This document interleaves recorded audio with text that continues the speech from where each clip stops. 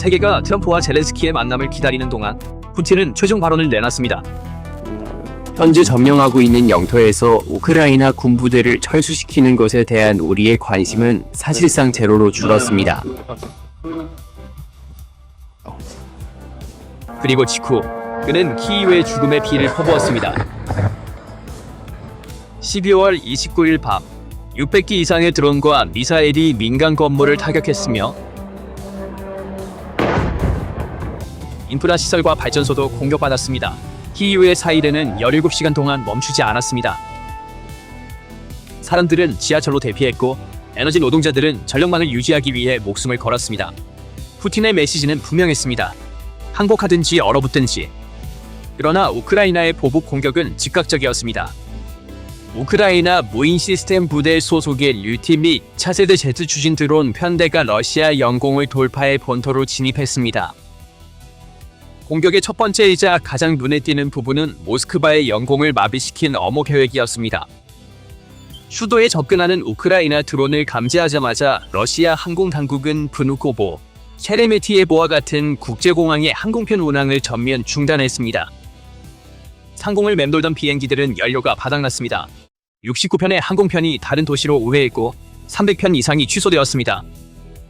항공 레이더 데이터와 현지 보고에 따르면 크라스노다르에서 오는 비행기조차 카잔에 비상 착륙해야 했으며 승객들은 몇 시간 동안 기내에 갇혔습니다.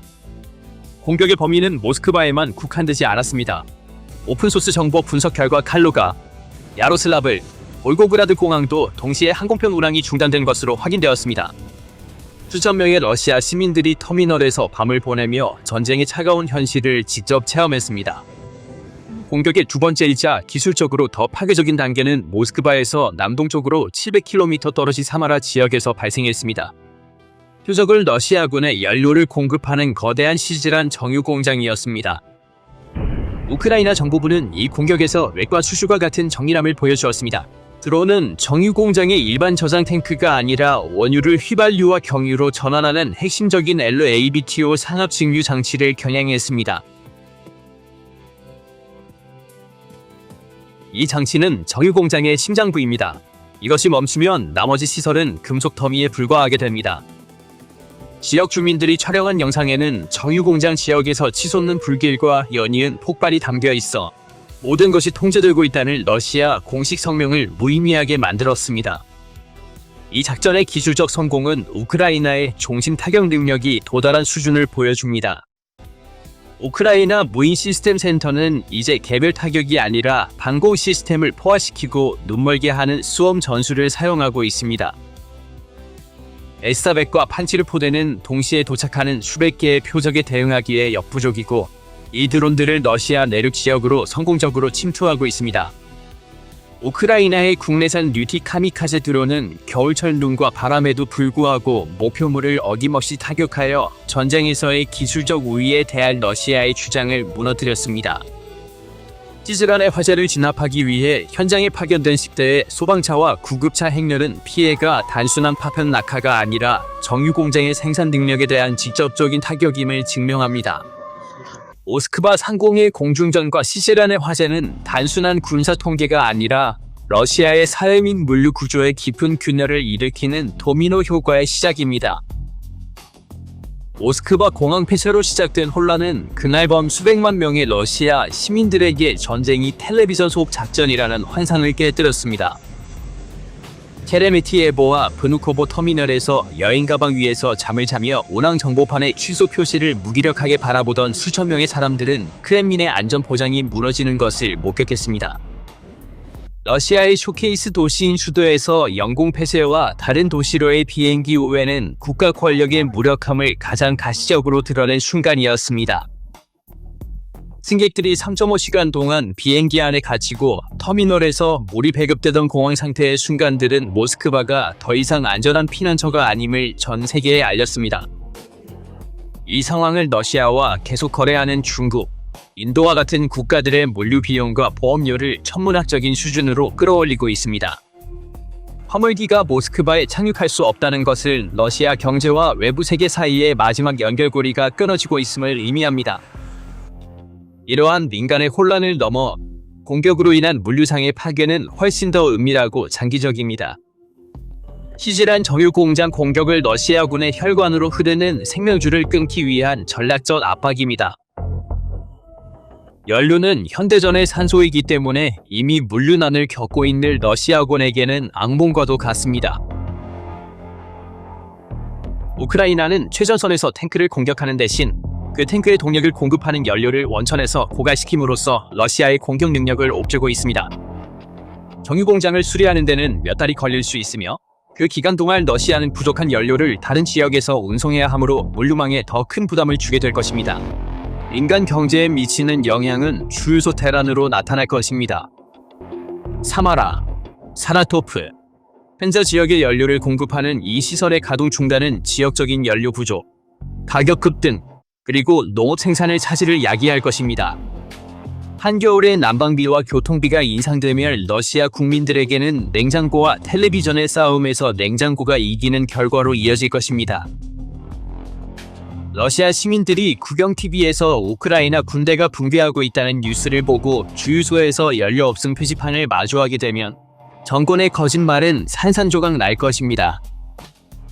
시즈란 정유소의 폭발은 하늘을 밝혔을 뿐만 아니라 도시의 변전소를 동시에 겨냥함으로써 전쟁의 가장 어둡고 차가운 얼굴이 러시아 국민들의 부엌과 침실로 들어왔습니다. 도시의 넓은 지역에 걸친 정전과 그에 따른 중앙 난방 시스템의 붕괴는 도시를 어둠뿐만 아니라 물리적 마비 상태에 빠뜨렸습니다. 러시아의 혹한 속에서 난방 시스템의 고장은 단순히 편안함의 상실이 아닙니다. 그것은 인도주의적 위기의 모습이자 국가의 보호 약속에 대한 대규모 실패입니다. 인구 10만 명의 도시에서 엘리베이터, 수도 펌프, 인터넷의 중단은 즉시 민간인의 삶을 중세시대로 되돌려 놓았습니다. 게다가 이러한 공격들이 만들어내는 거울 효과는 러시아의 방공체계마저 붕괴시키고 있습니다. 드론 1000대의 편대로 공격을 감행할 수 있는 우크라이나의 능력을 러시아 지휘부를 불가능한 선택에 직면하게 하고 있습니다. 그들은 최전선의 병사들을 보호하기 위해 방공 시스템을 사용할 것인가? 아니면 모스크바의 엘리트와 정유소를 보호하기 위해 방공 시스템을 후방으로 빼낼 것인가? 수도의 공항을 보호하기 위해 카페플 공항 임시 폐쇄를 발동해야 한다는 사실은 그들의 방공 체계가 미비함을 증명합니다. 각각의 공항 폐쇄 결정을 러시아 항공사인 아에로플로트와 포베다에게 수백만 달러의 손실과 운영상의 혼란을 의미합니다. 항공 노선 변경, 유류비 증가, 그리고 치솟는 보험료는 이미 서방 제재로 짓눌릴 러시아 민간 항공을 파산 직전으로 몰아가고 있습니다. 이러한 공격들은 또한 심리적인 한계점이기도 합니다. 우크라이나가 우호적인 국가가 될 때까지 멈추지 않을 것이라는 야브코프 러시아 외무차관의 성명은 모스크바 상공에서 폭발하는 드론 소리에 묻혀버렸습니다.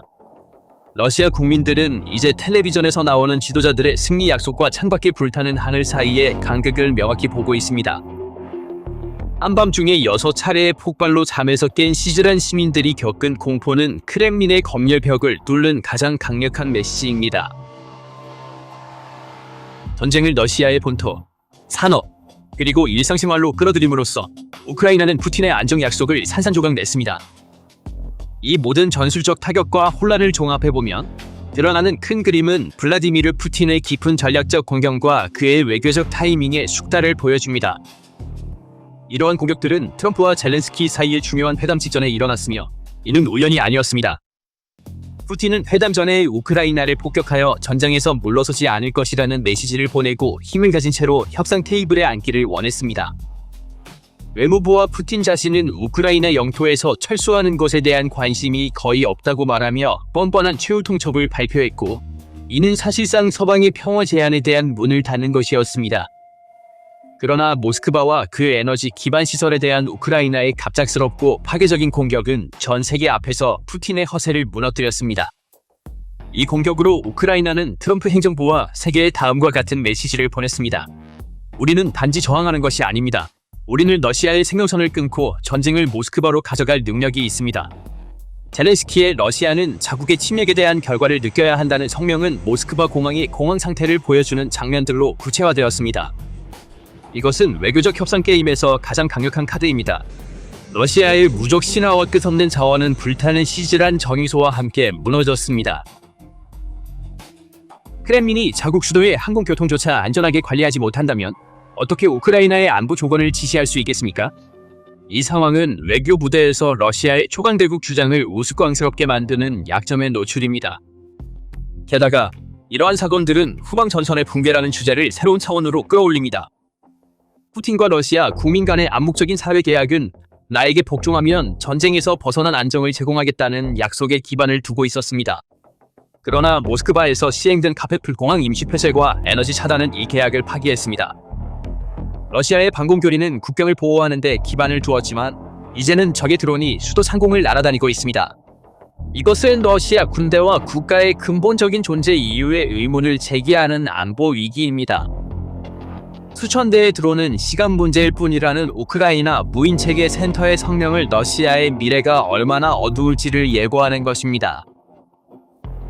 더 이상 어떤 러시아 도시나 산업시설도 안전하지 않습니다. 이 전략적 상황을 러시아를 위험한 딜레마로 몰아넣습니다.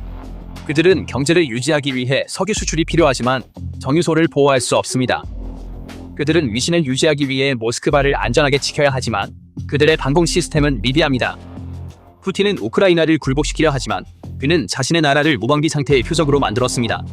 트럼프 젤렌스키 회담 전에 조성된 이 사실상의 상황은 협상 테이블에서의 논의 초점을 국경선을 어디에 그을지에서 러시아가 얼마나 더 버틸 수 있을지로 바꿔놓을 것입니다.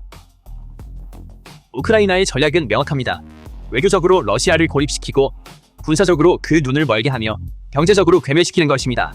그리고 모스크바의 그 어두운 밤은 이 전략이 작동하고 있음을 보여주는 가장 큰 증거입니다. 그날 밤 모스크바 상공에서 일어난 일은 단순한 공습 그 이상이었습니다. 크렘린의 무적의 갑옷이 완전히 뚫린 순간이었습니다. 푸틴이 미사일로 키이우를 질식시키려 하는 동안 그는 자신의 수도를 세계로부터 고립시키고 자국 시민들을 공항 바닥에 엎드리게 만들며 혼란 속에 가두었습니다. 시즈란에서 치솟는 불길과 다퉈가는 모스크바의 관문들은 우크라이나의 메시지를 러시아 대지에 선명히 새겨놓았습니다. 공격할수록 당신의 집은 더 불타게 될 것입니다. 트럼프 회담 전에 테이블을 주먹으로 내리치고 싶었던 푸틴은 그 주먹이 자신의 유리성을 산산조각 내는 꼴을 보았습니다. 전쟁은 더 이상 먼 전선이 아닙니다. 그것은 바로 모스크바 상공에 있으며 부인할 수 없는 현실이자 꺼지지 않는 불입니다. 자, 이것에 대해 어떻게 생각하십니까? 전쟁이 러시아의 심장부로 옮겨가는 것이 푸틴의 종말을 의미할 수 있을까요? 여러분의 생각을 댓글로 공유해주세요. PPR 글로벌의 새로운 분석에 대한 최신 소식을 받으려면 채널을 구독하고 알림을 켜는 것을 잊지 마세요. 저희를 선택해주셔서 감사합니다.